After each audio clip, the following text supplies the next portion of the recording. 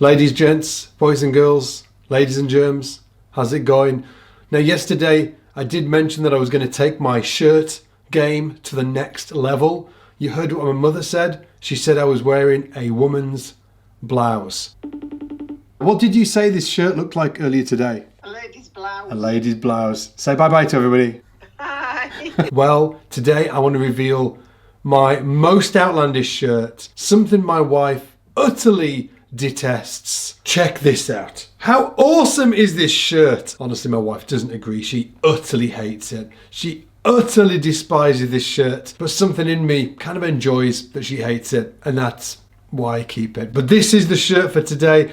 Hopefully you are looking and feeling as summery as I am today. But with that said, let's jump into the lesson. And just to remind you, I am doing seven days of bass technique in celebration of opening the enrollment to my 26-week technique bass accelerator program, where you can study with me for six weeks, for 6 months. You can study with me. If you do want to check it out, the link is in the description. I am of the belief that bass technique is like the foundational elements of everything we do, and that is why I created that 6-month program. But with that said, let's jump in to today's lesson, where we're going to be talking about why your bass playing sounds kind of messy and crap, and it comes down to your focus. And most bass players focus all on the fretting hand. They're all thinking about scales,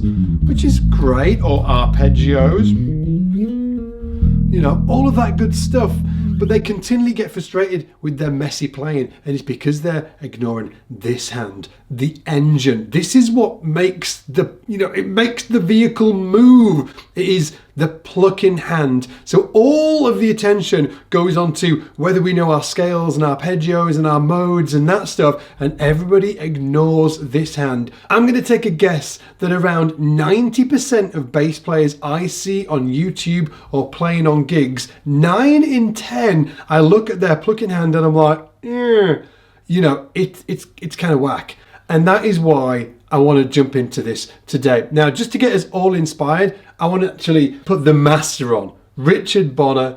I'm just a massive fan of this guy. You might not have seen him before, but in terms of technique, he is like as fluid as it can get. And there's a reason that he has that fluidity. Other than him being sort of like a bass monster, there is something that he's specifically doing that I would love you to do too. So, check this out.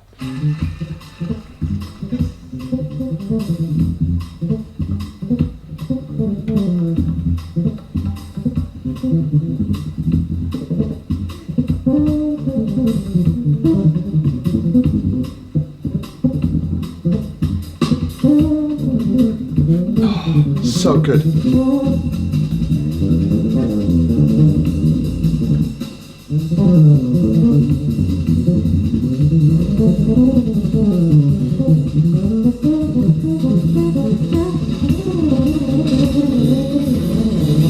I bet Richard would like this shirt. But that said, right, what is Richard doing that I want you to do, okay? So he is really focusing on raking with his right hand. He's raking. There's just two ways of playing descending lines on the bass, right? So what is a descending line? Well, it's a line that's going down from high to low, right? This would be ascending, and then descending.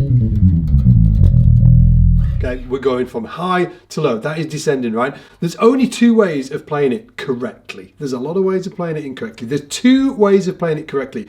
The first way is to play alternate picking or plucking on the way down, okay? So that would be like index, middle, index, middle, index, middle, index, middle, index, middle, index, middle, index, middle, index, right? You should be able to do that if you are using alternate picking, but you might not want to use alternate picking because you might be using the second technique, the technique that this man, Richard Bonner, where is he? Where's he gone? This man uses, right? He actually uses something called raking, which is where, let me just show you. So it's where you double up on the finger as you cross over the strings. Sounds complex? Not that complex. Check it out. So what we're going to do is we're going to start with our index finger, and again I'm just going down an E major scale. Okay, do, re, mi, fa, sol, la, ti, do. Okay, we're going to go down the E major scale again. We're going to go index, middle, index, index, middle, index, index, middle, index, index, middle, and then down. Okay, so every time we skip over the string or move to the next string, we use the same finger. It doubles up. If we started that same pattern on our middle finger, it would go middle, index, middle, middle, index, middle, middle, index, middle, middle, index, middle, middle, index, middle. Okay, now the reason we want to do that, if you want to play as fluid as Richard Bonner, it's something very particular about the style and sound of his lines and players like him. Another player like that would be Hadrian Farrow, who also uses raking, is that it gives you the ability to get that.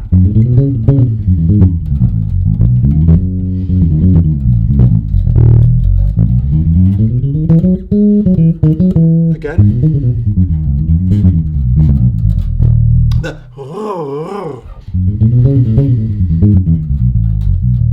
Okay, that thing there. I'm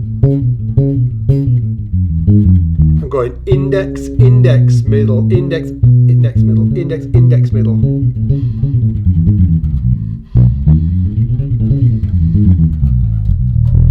So when you're descending down a line, you should either be using alternate or raking, okay? One or the other. And here's the kicker, you must choose. You cannot sometimes use alternate and sometimes use raking. I really want you to, dedicate yourself to one of those two techniques. For instance, raking is my thing. It's what I'm really into. Richard Bonner, raking. Hadrian Farrow, raking. A lot of Gary Willis, raking. There's so many people. There's more people that do the raking thing than the alternate, although there is alternate peeps around. What I would say is when you're ascending through a line, it always has to be alternate. Only alternate. None of this kind of like index, middle, index, index, middle, middle, index, middle, middle, middle. Okay, when you're ascending through a line, it always needs to be alternate. From whatever note you start on.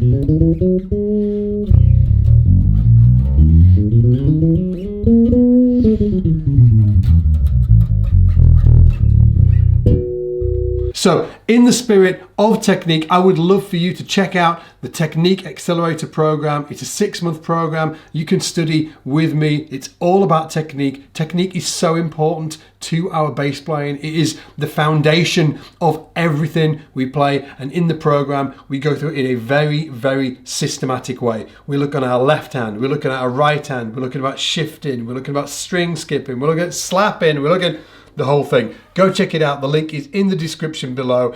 Other than that, I will try and up the shirt game tomorrow. I'm definitely not going to get any wilder than this, but I will come with some kind of outlandish shirt on.